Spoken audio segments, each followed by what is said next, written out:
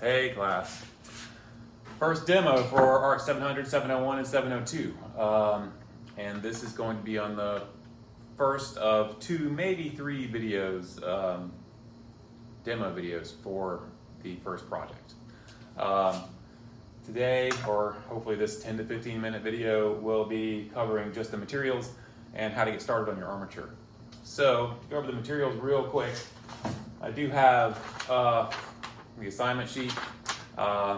This has been repeated a couple of times in your syllabus as well as in the assignment, but to go through the list, it's one roll of 16 to 22 gauge tie wire or aluminum wire, whatever you feel like will work the best. This again is the most economical way to get it, and this is stuff you get at Home Depot or any hardware store in the concrete section. So keep that in mind. I do have a thinner gauge wire here to use kind of as a needle and thread to tie things together with when I need to. You may also use needle and thread. That's not on the materials list, but if you find that it helps you sew some things together to keep your armature where you want it to be so that you can put the paper mache on later, that is fine. And I'll show you when that will actually become applicable.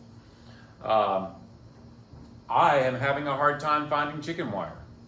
So I have a couple of other things here. Actually, my local hardware stores are out of it. I think with the pandemic, maybe it's a supply issue, but it's also probably that people are at home and they're doing stuff to their homes and to their gardens and things like that. So you might not be able to get it. I have a couple of other things that can act as stand-ins. This is called hardware cloth, and most standalone hardware stores will probably sell it by the yard or by the foot. You may have to buy a roll, especially if you go to a big box store like Home Depot or Lowe's. But this is very strong stuff. You may be able to get away with a simple shape of just using this without a wire armature underneath, because this is essentially wire just in a mesh form. This stuff has to be cut with tin snips, which are fairly expensive. Or you could take your wire cutters and just cut it one wire at a time. While that might seem time consuming, using this material might be less time consuming than building out a shape with wire. Again, you got to pick your battles. So this stuff you can cut basically like scissors and paper, but it cuts it very easily. I also have, the stuff we're used to, screen mesh. That is like the thing that goes, or it is the same material that goes onto your window screens and screen doors. This stuff is made of steel or aluminum, I'm not sure which, but it is not plastic. A lot of the stuff you can also get now is made of a nylon, which does not work for us. The reason being, as I stated before, the paper mache likes to slide right off of the nylon material. The metal material works so much better. So what I've got started, I'm gonna keep going through the list. Stay on task. A 2 to 5 gallon bucket with a lid. Wood glue. This is a 16-ounce bottle of Titebond 2. If you can get this stuff, great. If you get Titebond 1, that's fine. If you get white Elmer's glue or a no-name brand, as long as you have a container this size, you should be okay. Brown masking paper. This is found in the painting section at Home Depot. I like this stuff because it is a nice neutral tone, and it takes the water very well with the paper mache. So you could use this. It's really inexpensive. Or if you have any, if you possibly subscribe to a print newspaper or pick up a bunch of Valley Stars or something like that, you can use newsprint in the same way that I'll show you how to use this when we get to the paper mache section. Or a demonstration, rather. I think I put it on there twice in a couple of instances, but here is just a paintbrush like this. They are very cheap. you will, if you keep it clean and rinse it out every time you use it, then you'll be able to use one brush for the whole project. However, if you don't, maybe you want to pick up a few just to have them around. And then my paint that I have is just Rust-Oleum flat white. It's a quart. You probably don't need a quart. You might need a pint. So you can also use a flat white spray paint. That should work also. This is the last step though. So, how to make an armature. Well, if you guys have taken my 3D class, which hopefully a lot of you have, you have a familiarity with the wire to an extent from that first project we do in that class. But what I'm going to show you how to do is start with a cylinder. And remember I talked about how to make things in parts. Maybe whatever item you're choosing to recreate, you may be able to break it up into separate parts and then put it together as a whole and then homogenize or create a singular object when you cover it all with paper mache. If you remember, my example that I've been using is a push pin, which I'm going to go get.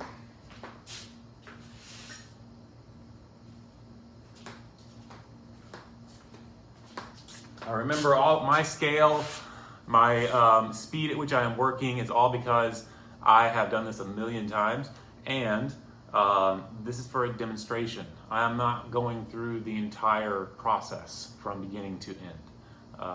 A lot of this is about you guys figuring out how to solve these problems on your own, and your brain, you start to learn and you retain more knowledge that way. So remember, very simple push pin. I'm going to make the cylinder part here and then possibly the top part here. It may end up being this part. We'll see which one comes out of my efforts today. But I am going to try to move quickly so that this video is not too long. I created 2 circles that are the same size, and so far I've connected them with one wire here and here. And I want to show you how I brought the tie to the interior of the circle.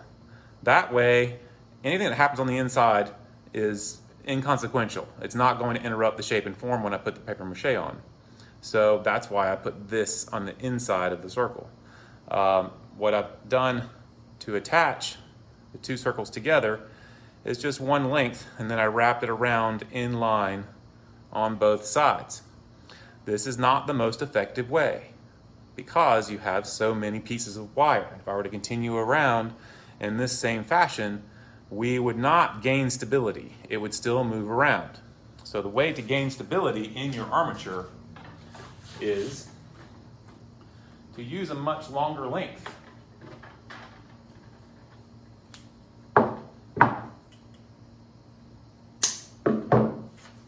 I pulled, I'm going to say, that's probably 5 feet or so. 5 feet or so of wire. And I'm going to come back over there again so that you can kind of see what I'm doing. I'm going to start at one point, just maybe a quarter of a way around the circle from that original tie. And then I am going to start by wrapping it in the same way, wrapping it around quite a few times so you gain some friction. And I'm leaving the leftover part on the interior again so that that does not interrupt my final form. And then I am trying to be articulate. I'm trying to make sure that my wire is straight. I'm not bending it too much. And right now, I'm on the outside of the wire I'm going to wrap around. And I am pretty much equidistant, the same length here as I have here. And I'm going to take the other end of this long piece of wire and thread it through, essentially sewing in 3 dimensions. And now that I have 2 that are relatively tight because of the friction I've created here in these 4 points, and I wrapped it around here. So you can see this wire wraps around this bottom circle. There you go. And I'm going to take it across the circle, making sure that it's flat because I want to retain the flatness of the top and bottom. So I'm going across like this now, and then I'm going to do the same thing, the wrap through, the sewing of the wire in 3 dimensions, like I said before.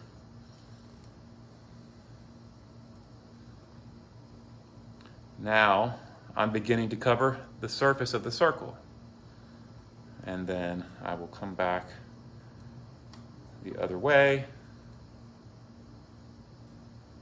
down the other side of the cylinder, making sure that everything is still as parallel as I want it to be.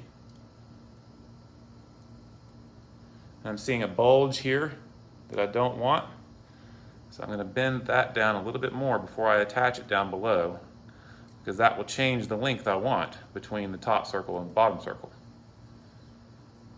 And I'm just working the wire to make sure it stays straight. Weaving through again. Now, we are also not trying to achieve perfection. And the reason why I say we should not try that, don't have a goal of that, is because with paper mache and wire, it's relatively impossible, right? So I'm going to move back so you can see kind of the entirety of things. And now I'm going to continue working on this with the rest of this piece of wire, close it in a little bit more so that I have enough of a structure to where I can then wrap it with an outer, with the screen mesh.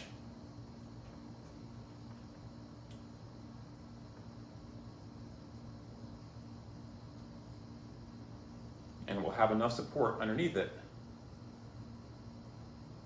to sustain the shape.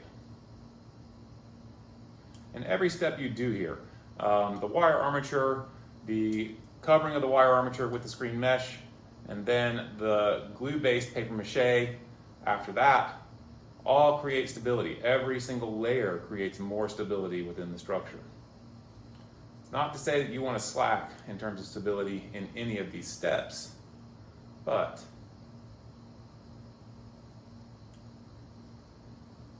it will become stronger and stronger and stronger, and more efficient in terms of material usage and the space that the piece takes up.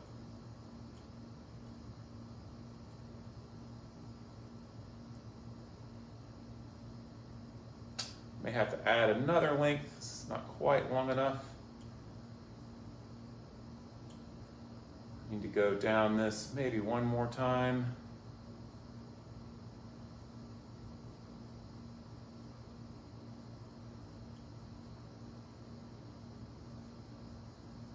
And every end or cut piece is pointing to the center, the negative space inside, because again, that is not really consequential space for us. We're going to keep that hollow, and at this point, have a halfway decent cylinder. All right. I'm going to go through and straighten some things out so that, I'm going to show you one more thing to stabilize this. Because I have so much space in between here and here, if I move through these with another piece of wire, it will be stable enough to wrap with some screen mesh.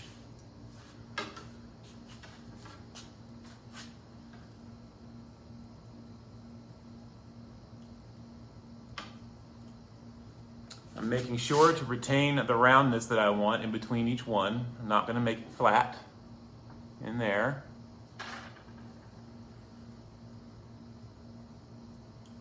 And then as I go through, I am sewing it again. Each time trying to retain the curve of the cylinder.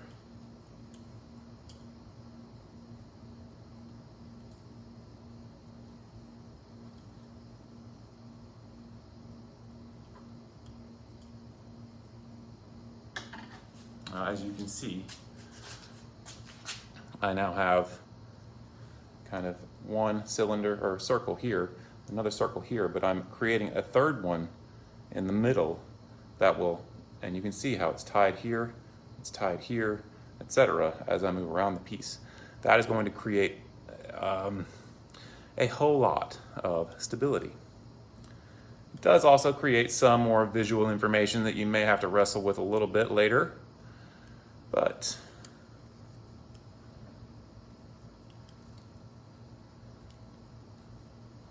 the stability at this point is the most important thing. Because if you're dealing with a big pile of wire and you don't really, let's see, how should I put this? If your skeleton is jello, you're not going to get anywhere. So now this is a very rigid thing. It's not going anywhere. And it is a cylinder. So not quite sitting flat on that end, so I can push these down and start to play with that, sitting pretty well in that orientation. So at this point, I'm going to show you how to cover this piece with the screen mesh, okay? What I would do, I think the best way to do it is to probably just roll it like this, get the length we need. Not quite long enough there, so I'm going to go to this side.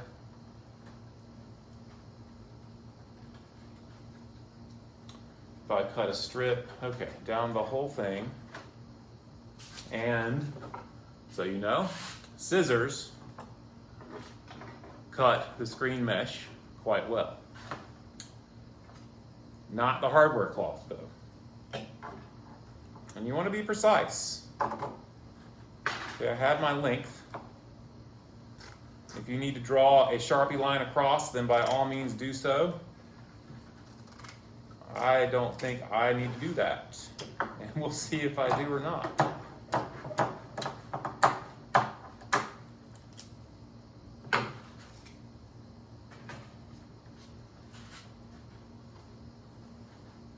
Because I have a little bit extra here, I'm going to fold it in. So as I wrap it around, I've folded this side just around that area. If you have opportunities like that, then by all means use them. Now I'm rolling my cylinder.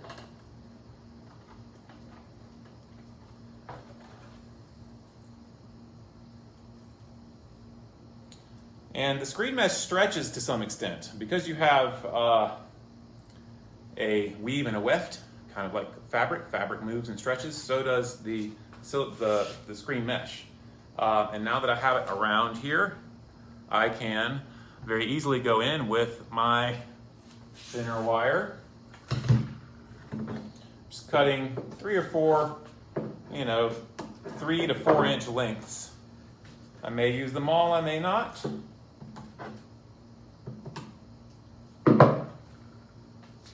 So this thinner wire, right, I'm going to use to sew this end together so that the cylinder stays where it's supposed to, or the screen mesh stays where it's supposed to on the cylinder. That's better. And I'm just weaving it through. This is not an expert stitch or anything of that nature. In fact, it can get a little bit frustrating.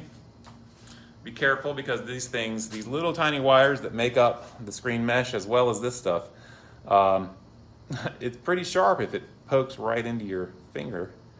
So be careful with it. And I have sewn that, it's through both sides, and because I can still get to the interior, I'm going to twist it up from the inside so that I hopefully don't have, or I have minimal interruption on the exterior shape. And you really just need 2 or 3 twists. It's gonna feel awkward because you can't get your hand all the way in there, and that doesn't matter. So there's some, not too pretty happening right in there, but it doesn't matter because the inside, again, is going to be covered up. So I would do 2 or 3 more stitches in that same fashion. You can see it right here. It is crossing over the wire mesh, the wire framework I did on the interior, and through both layers of the overlapping screen mesh. I would probably do another one here and another one here. And then cut a circle and attach them in the same way. And then I would have a closed up cylinder made from an armature that is ready for paper mache. Now, you could also think about, there's no way I'm going to get through all what I wanted to get through in terms of making those two parts, because we're already at 20 minutes. So, hopefully 5 more. This should be relatively easy. This stuff is pretty stout. So, especially when you get close to the end of the roll, you might have to fight against it. But to make a cylinder out of this, well, it's a lot easier because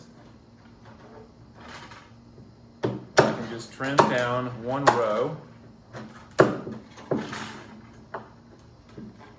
of squares. I know that I'm cutting it straight. This stuff is quite unruly because it's on the end of the spool, so it really wants to wrap up on itself. So I'm going to kind of bend it back a little bit, so maybe it'll be a little bit easier to work with. Yeah, see, it's laying flat now. So now I can turn it and continue cutting.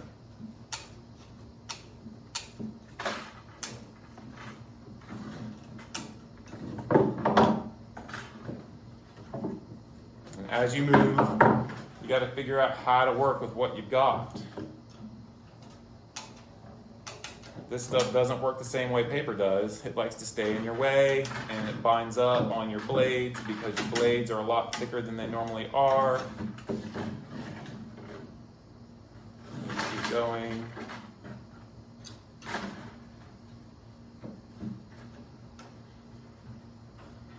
And just you must have patience. You must also be aware. Do not hurt yourself. You see, I'm not using gloves, but gloves are on your materials list. The reason why I'm not using them is because for this operation, on the right hand especially, that are operating the scissors, I need as much dexterity as possible. But the left hand, I could be using them because this side, the cut edge, has little tiny wires that are poking my hand. But it's okay. I know that that's happening, and I can tell that I shouldn't be pushing that hard, so I'm not.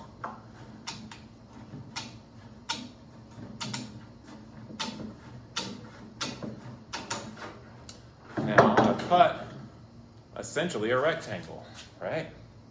Actually, not essentially, I have cut a rectangle. And then you can start to roll it up into a similar sized cylinder. And if you were to do a couple of stitches in a similar fashion, here maybe, and in the middle, and here at the other end, this would be good enough for a cylinder. Now you can combine, and I probably want to articulate the circle, and you would be able to, and bend it some so that, just work it so that it stays in shape. You can use this methodology in conjunction with this methodology. This one allows for more nuanced shapes because you have complete control. Well, you have a lot more control over the shape with the wire armature than you do with something like this. So pick and choose, mix up what you're doing, try to figure out the best, most efficient way for you to build your armature. Hopefully that is adequate. Stay tuned for part 2, which will be how to prep for your paper mache and begin that process. And then there probably, most likely, now that I think about it, will be a third demo video. I'm going to try to keep them to 15 to 20 minutes. This one ran over a bit. Any feedback is welcome. I hope this helps.